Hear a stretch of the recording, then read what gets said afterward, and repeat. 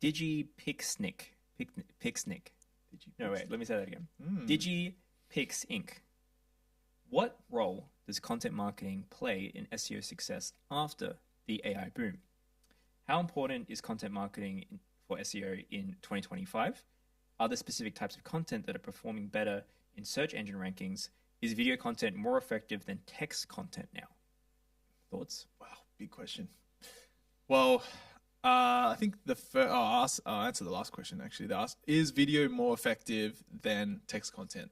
Largely, now, yeah, in today's market, I would say largely yes. But then text content still plays an important role in the search journey. So text content and video content target different things. Typically, when someone's looking for text content, they want a result or solution or answer very quickly, like in under 30 seconds. They want it now. If someone is looking at video content, they want in-depth information. They want that full explanation. They want to see visuals. They want to see things on screen that would then give them confidence to make a purchase or investigation or whatever it is. So I think text content is getting smaller and smaller because these days more and more people like watching things like such as reels, videos, and whatnot.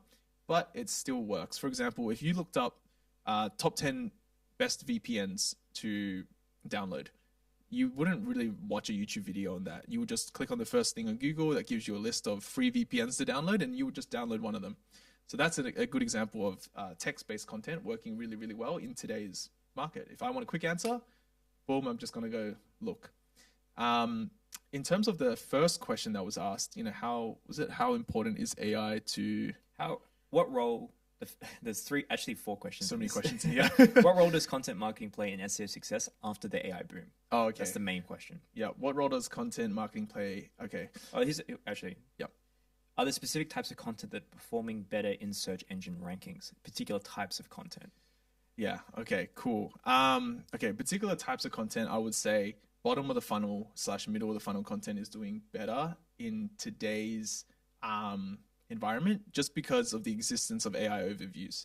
So nowadays, if you write a lot of top level content, informational content, most of the time visitors won't even get to your website because Google has just summarized your entire blog and has just put that in AI overviews and then has given them the answer without them visiting your website. So you're kind of just doing Google's work for them.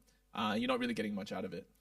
But in terms of middle / bottom of the funnel content, that is performing better, I would say, because Google is not yet targeting those specific search terms as much. So for example, if you're looking at something transactional, like what's the best mountain bike, top 10 best mountain bikes, for example, to buy, I don't know, for mountain biking in Colorado or something like that, you're more likely to get visitors visiting your actual blog because people actually want to see in-depth content that has been written from personal experience from someone that is not a robot. Because like if Google AI overviews recommends these bikes, you're like, this person's not a freaking biker. Like this is an AI. Like I need to read something from someone that's actually done mountain biking that I trust. So yeah, in terms of the role that it plays, I still think content plays a really, really big role in SEO, specifically topical authority. I think it's still super important. And as search evolves, you're going to need to write good content in order for AI to, I guess, pick you when someone asks a question. In order for you to appear as a source, you need to write good content so AI can then reference you. So yeah, I hope I answered your question. A lot of questions in that one. But what do you think, Lawrence? I love how you answer that question, and particularly about the audience. So in terms of content marketing, hugely important, especially in the AI boom, specific types of content tailored towards the user. So your example of VPN, yeah, I would search that way. I wouldn't watch a video about VPNs. I'd be kind of bored by that. It's like they're just talking about the pricing of different tools, but I'm looking to make a decision very quickly and subscribe. On the mountain bike example as well, I want to see someone riding it. I want to see someone giving me a demo of how it works.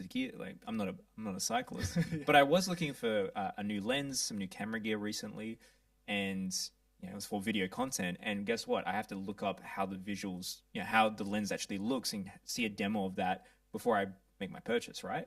I looked up a breakdown of versus this type of lens, but then I had to supplement that with like, okay, how does the actual lens look when I film it from a particular angle? Or, what does it look like in specific millimeters of lens? Like, what's the difference? I was doing that informational commercial investigation behind that as well. So you could have the blog content for that, but if a video piece is going to be better for that type of user, consider that in your content marketing, which would indirectly really help SEO. So if you've got a blog content about top 10 lenses, have the video there, because it'd probably be something that I would click on personally before I made my choice of buying your lens, let's say.